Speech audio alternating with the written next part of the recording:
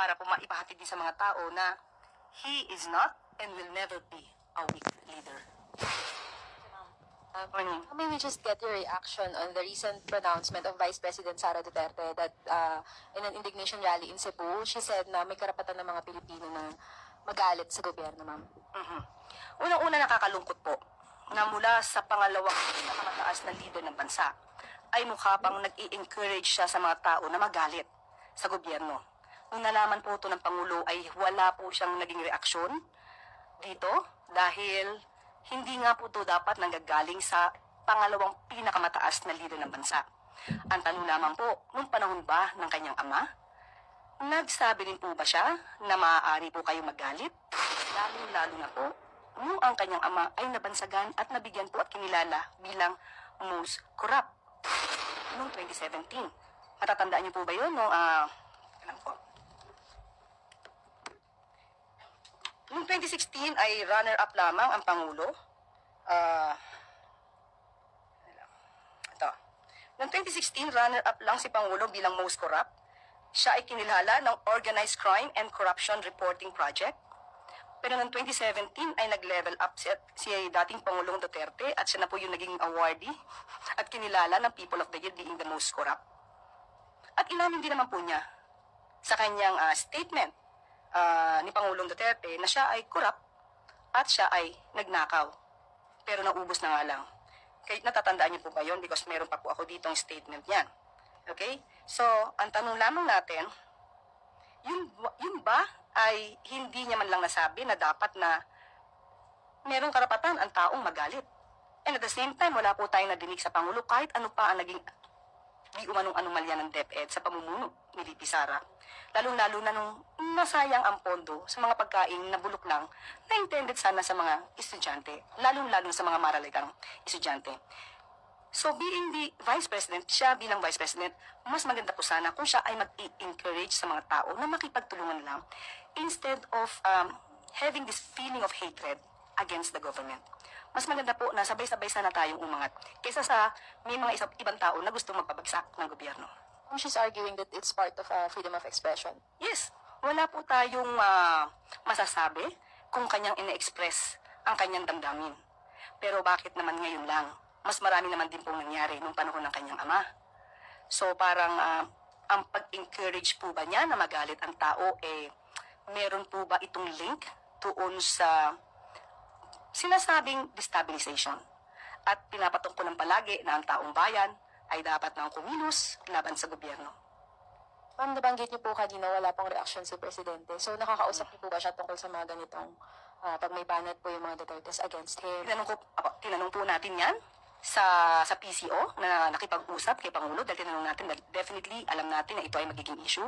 Ang tinanong po natin, ano po ba ang reaksyon ni Pangulong Marcos? Kilala po natin ang Pangulo. Hindi siya agad-agad nagre-react sa mga ganito. Kaya hayaan na lang natin dahil siguro iniisip niya ang suggestion na ito ni VP Sara na i-entertain o maging okay lang na maging magalit sa gobyerno ay isang napakawalang kwentong suggestion. Thank you, ma'am. Maricel Halili, News 5. Ma'am, magandang umaga po. Ma'am, you mentioned earlier about destabilization. What do you mean by that? Meron po ba kayong natanggap na information about anything about the staff? Wala tayong formal na impormasyon na may destabilization, but mapapansin po natin sa kanilang mga statements kapag sila nag-rally, nag-uudyok sila ng galit, nag-uudyok sila sa mga tao na ito ang paniwalaan dahil ang gobyerno ngayon ay abusive at excessive. Doon pa lamang po ay makikita natin, mararamdaman natin kung saan sila papunta. Alvin Baltazar, Radyo Pilipinas.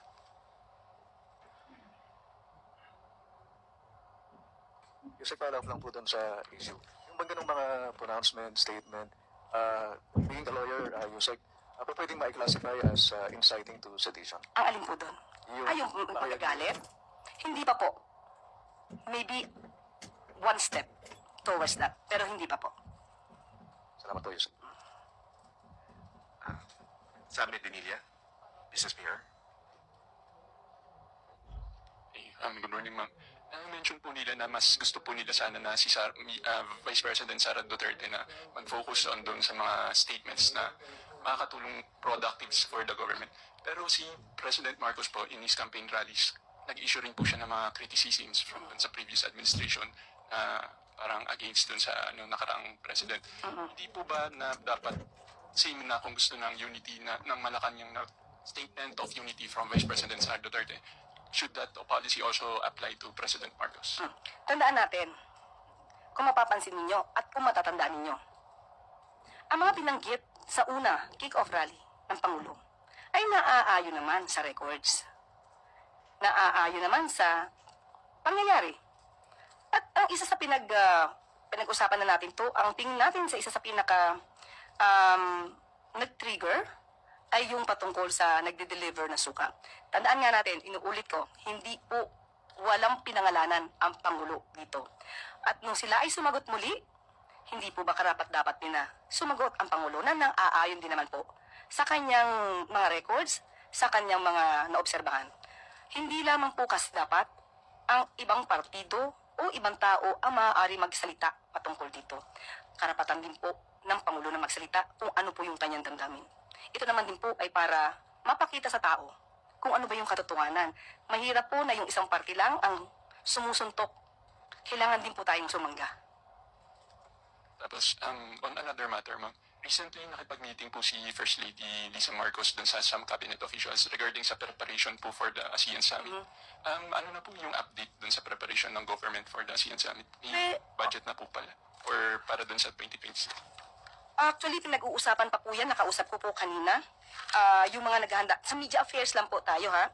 Yung Committee on Media Affairs and Strategic Communications. As of now po, meron na po silang nagawa. Meron na po silang master plan. At meron na din po silang technical working group within the PCO. So, kahapon po, nadinig ko rin po ang Sixth Secretary Jay. Kausap po ang ibang opisyales patungkol po sa preparasyon ng sa ASEAN Summit sa darating na taon. May magiging official capacity po kaya si First Lady dun sa preparation natin for the ASEAN Summit? Wala pa po akong alam sa ngayon. Itatanong po natin kung ano po kaya ang magiging papel kung mayroon man ng First Lady. Thank you po, ma'am. Ivan Mayrina, GMA7. Yusek, kahapon nabanggit ni Secretary Remulla na utos ng Pangulo tugisin yung mga nasa likod ng kidnapping ng 14-year-old student na pinutulan ng daliri. Baka may maidadagdag ho kayo. What are the President's thoughts on this particular crime, especially it being extra chilling and extra disturbing? Nawa po sa patayon. And I would like to ask that question in the context of apparently may pinupush pong narrative that it was the peace and order situation currently is deteriorating not just in Metro Manila but in the entire country. Okay, itong nangyari na kidnapping na to, ilang kidnapping na ba ang napabalita natin ganito? Kung isa pa lamang po ang nangyaring ganito, of course, hindi po natin kagustuhan ang pangyayaring ito, kaya po pag-iigihan pa ng ating mga ahensya na ito ay ma-prevent, ma-stop, mahinto. Pero para sabihin na yung crime rate natin tumataas, prevailing na, hindi po yun tama. Kung papansinin po natin, maaari natin ikumpara ang mga pangyayari sa naunang administrasyon at saka sa nangyayari ngayon. Mas maganda po sana magbase tayo sa data, statistics. Kung pagbibigyan niyo po ako, hihingi po ako ng data sa mga susunod na araw para po mabigyan natin sa inyo kung ano ba talaga yung numero ng ganitong klaseng mga krimen na nangyayari sa atin. Ana Badjo, GMA News Online. I'm sorry, baka may reaction lang tayo sa China keeps on pressing the Philippines to withdraw the missile system from the South China Sea. Yung kahapon, ma'am, na sinasabi po nila. Uulitin pa rin po natin ang pinakahuling pronouncement ng Pangulo. Hindi po nagbabago ang Pangulo sa kanyang pronouncement. Meron po siyang mga demands. Kung gusto mag-demand po ng China, meron po tayong counter-demand dyan. Pareho pa rin po ng ating stance. Ang Pangulo, ganun pa rin po ang kanyang stance. Thank you, ma'am. Tuesday News, DCWB. Hi, ma'am. Follow up lang po doon sa klase ng pangangampanya ni Presidente sa mga campaign rally na sumasagot. Sabi niyo nga kanina, hindi naman pwedeng suntok lang ng suntok, kailangan din yung sumalag. Pero kailan po kaya masasaksihan ng publiko yung the real platform na ikinakampanya ng bawat panig. Sa tuwing nangangampanya po kasi may batuhan ng kung ano-ano. Ang hinahanap na po ng tao ngayon ay yung kung ano yung kayang maipatupad ng ating mga kumakandidato. So, when will we expect the President na gano'n naman yung kanyang maging tema sa mga campaign rallies instead of nagpaparinig o nagpapasaring? Sa lahat po ng campaign rallies na napuntahan po ng Pangulo, ang mga kandidato niya po mismo, ang kanyang mga sinusuportahang kandidato, ang nagsasabi kung ano ang kanilang magiging program, ang kanilang magiging proyekto para sa ikauunlad ng bayan at sa ikauunlad ng taong bayan. Siguro po, kailangan lang po talaga paminsan-minsan ang ating Pangulo ay maging transparent din siya sa kanyang nasa loobin